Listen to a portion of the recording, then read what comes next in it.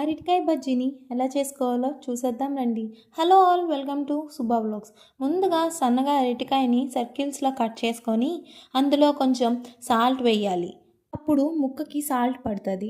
తర్వాత గిన్నెలోని 3 స్పూన్స్ శనగపిండి, 1 స్పూన్ వరిపిండి తీసుకొని కొంచెం అల్లం వెల్లుల్లి పేస్ట్, 1/2 స్పూన్ సాల్ట్, చిటికెడు పసుపు, 1 స్పూన్ కారం వేసుకోవాలి.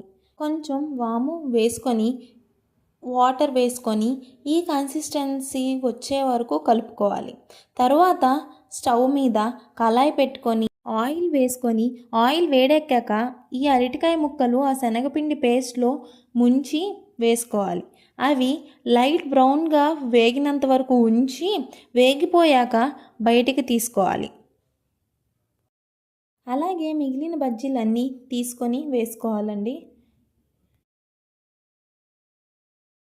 బజ్జీలు అయిపోయాక ఒక కప్పులో సన్నగా తరిగి పెట్టుకొని ఉంచుకున్న ఉల్లిపాయలు తీసుకొని కొంచెం ఉప్పు, కారం వేసుకొని మీ దగ్గర చాట్ మసాలా ఉంటే చాట్ మసాలా వేసుకోండి, లేకపోతే ఆప్షనల్గా వదిలేయండి. తర్వాత పావు చెక్క నిమ్మకాయ రసం వేసుకోండి.